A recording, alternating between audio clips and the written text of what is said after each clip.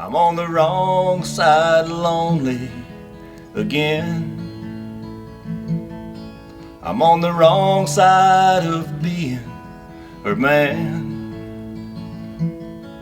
I'm on the wrong side of heartache, the wrong side of leaving. I'm on the wrong side, lonely again.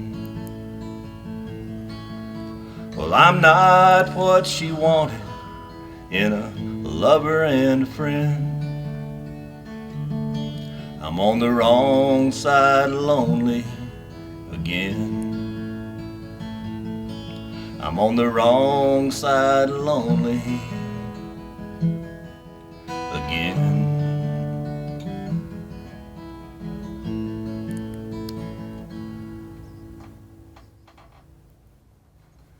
All right, welcome to Songwriter Sessions. This is episode number 19.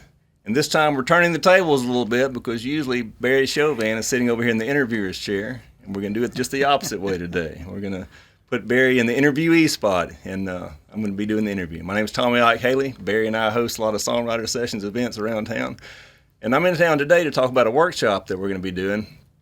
And so Barry's going to share a little more about that. But this is a really cool idea that my mother had when she was here. Is that right, Barry? Yeah, we got to thank Thalia for this. This was her idea. She sent me a message on Facebook, and she said, when are you going to do an interview? And I said, well, I need somebody to host. And she said, Tommy can do that. So she nominated you. Since you and I play so many things together anyway, it was just a natural thing to do. It was. Well, just as we always do on this show, we talk about the songwriting process. So let's back up just a little bit. When did you start writing songs?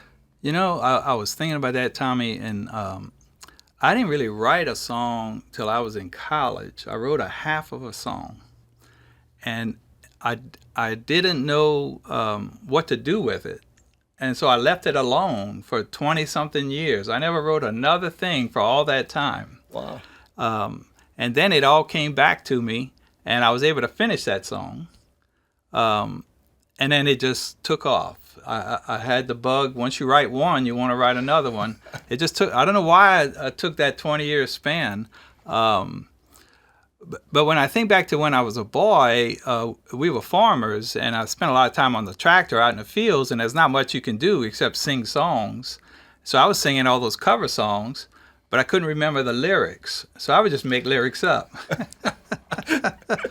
And so, I guess I kind of honed that ability to write lyrics just out on the tractor all day. And even to this day, it's hard for me to cover a song because I sing the wrong words. It's so when you write a song, do you actually just sit down and say, I'm going to write a song today, or what's the process? It's rarely. Sometimes I will say, I'm going to go upstairs, I'm going to go out on the porch, I'm going to go out in the barn, and I'm going to try to write. What I like to do, I set up these little intervals in my day where I get the guitar and I put myself in a spot and I just play. And I might play some of my oldies, or I might play something I'm working on, or I might just strum along. And I just put myself in that spot, and sometimes the process starts and you get right in the flow of things. But I find if you don't put yourself in those spots, you'll never get the flow. So I used to wait for inspiration and then run upstairs and get the guitar, and life gets too busy. So what I do now, I wait for inspiration, but I set myself up where inspiration could come in.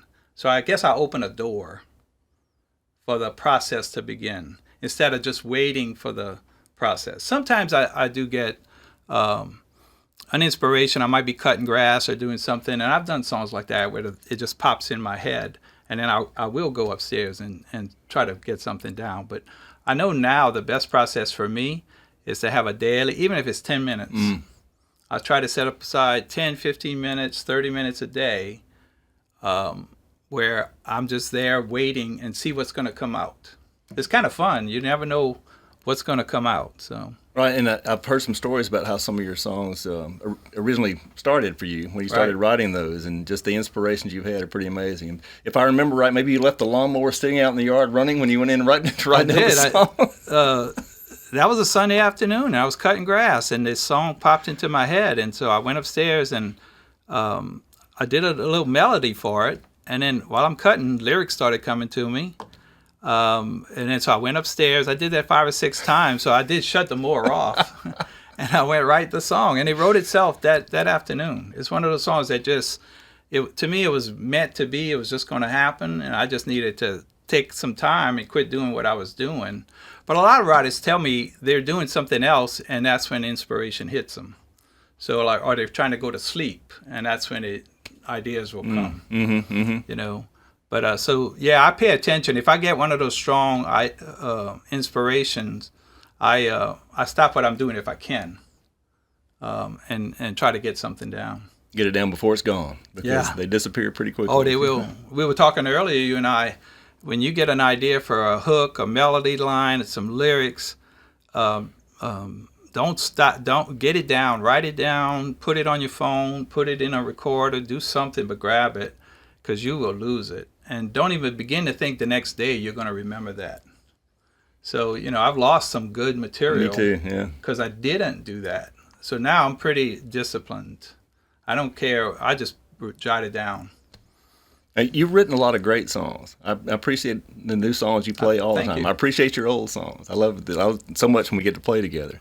But one of the other things that I really admire about you is the way you promote other songwriters and organize events for other songwriters. Sure. So can you talk about that a little bit? Yeah. I don't know. I guess that's the teacher in me. You're a teacher. I started out in life as a teacher, and I think music is meant to be shared. It's not to be hoarded.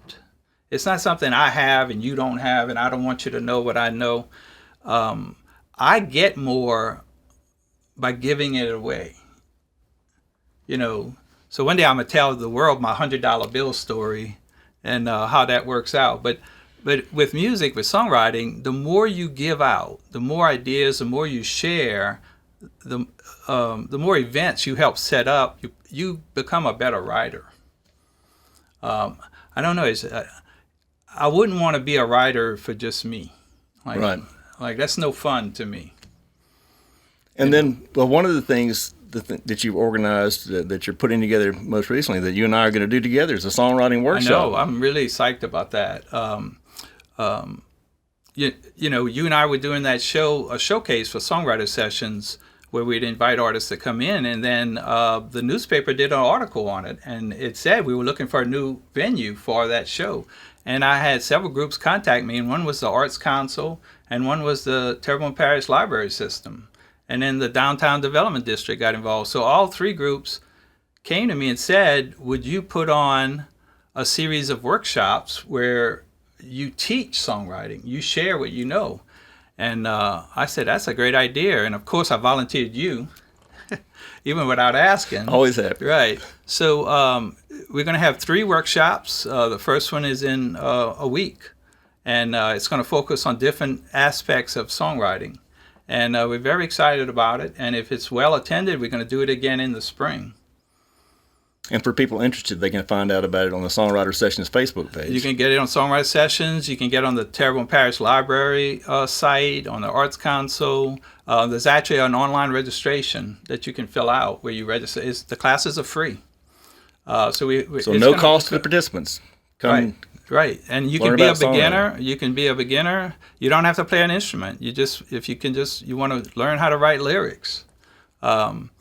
And so, you know, we're hoping to build a songwriting community here in the Bayou area. Now, one of the things that we were talking about with this workshop is thinking about how you start writing a song. And so you may do it from a perspective of telling a story. Right. Sometimes I start with a short story. I invent a story, or it's a real life story that I just observed, somebody's story.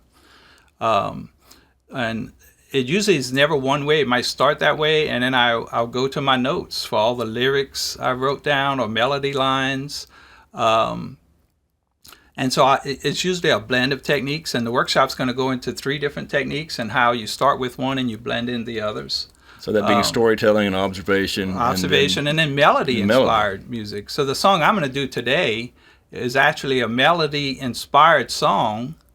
I was just upstairs in my music room just piddling away on a guitar, and this melody came to me. I started playing it, and then it gave me the thought of something that I had in my notes, and I went back to my notes, and that whole song came, but it started with that melody. And I've done probably 20-30% of all the songs I've written was started from a melody. Wow. Yeah.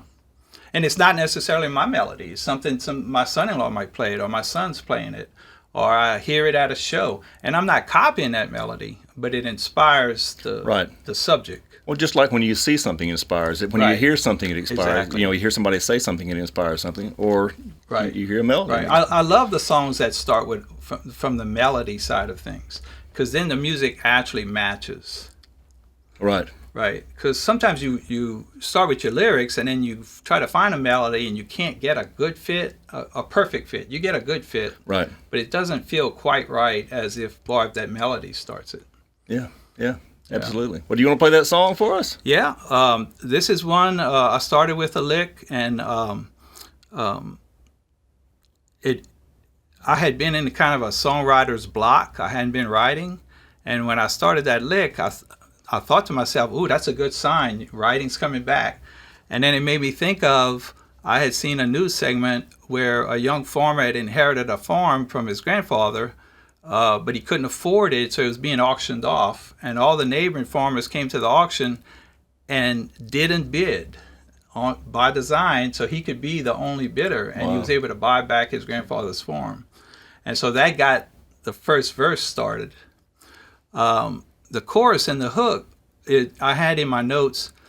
If you've ever sat in a emergency room, waiting room, you're going to see all kind of life stories come through the door. And I was there for a family member, and one family came in, and the family member was an older person who this was going to be the end for him. You could tell by the discussion. And then another family came in, and it was a young couple, and the baby was going to be born on the same night. Mm-hmm, mm-hmm. So that was in my notes. So that kind of got into the hook. And then I had another note about a conversation I observed between two people, and they were telling about their dreams and all this stuff, and the other person was saying, well, sometimes you got to let go of a dream. And I had that in my notes. Amazing. So you think, how could all those different parts come out in a song? Right. So that's a lot of parts. That's a lot of parts. So that's kind of how this one got started. And I'm actually not finished with it. It needs a third verse, and I'm letting it gel. Because I want that third verse to be perfect to bring together verse 1 and 2 and the hook. And so I'm actually going to do verse 1 and 2 and the hook today. And the third one's going to come along. Right. I'm not going to rush it. I'm just going to let it bubble up. Absolutely. Well, play that one for us. All right. Thank you. All right.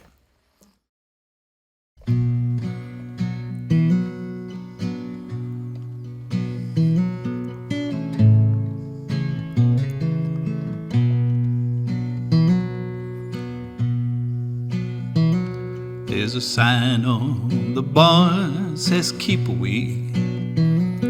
This farm has gotta be sold.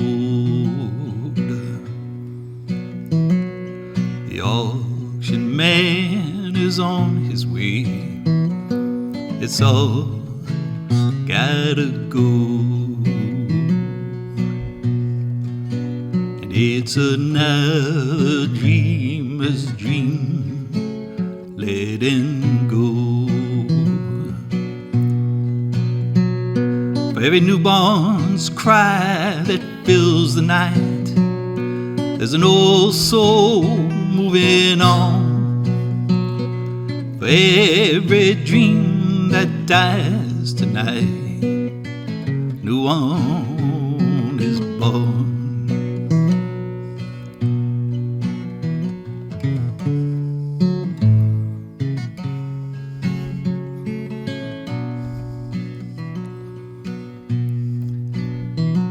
There's a sign in the store says we ain't open no more. The bank called the no-team.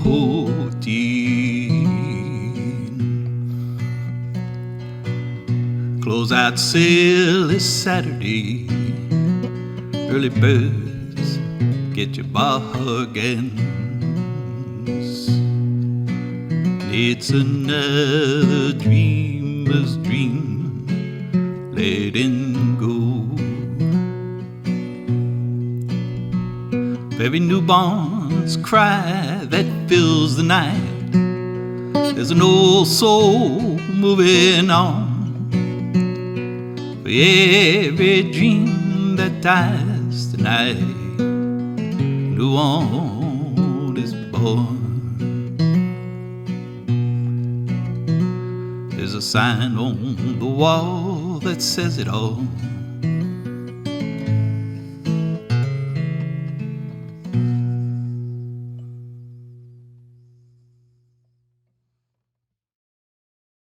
Barry, that was a truly amazing song. I really appreciated that. I appreciate it, buddy. I'm looking forward to seeing what that last verse is gonna pull together, because you're such a great songwriter anyway.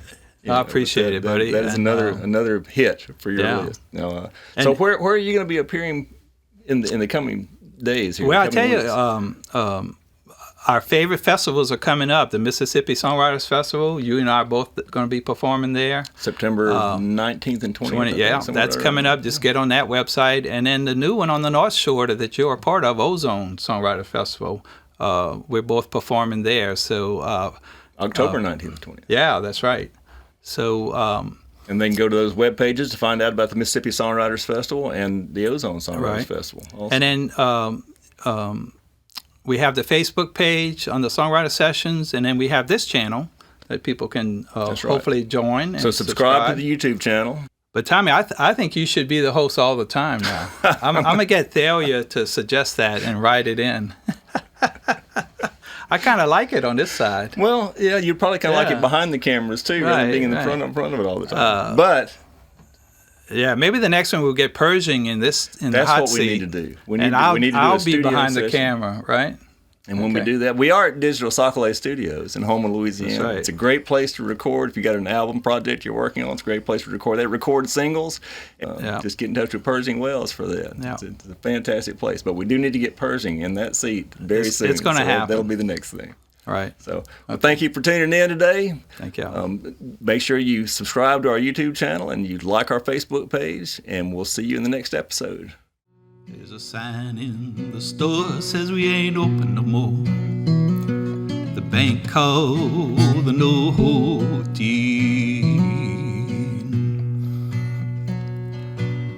Close out sale this Saturday. Early birds get your bargains. It's another dreamer's dream, letting go. Every newborn's cry that fills the night, there's an old soul moving on. For every dream that dies tonight, new one is born. There's a sign on the wall that says it all.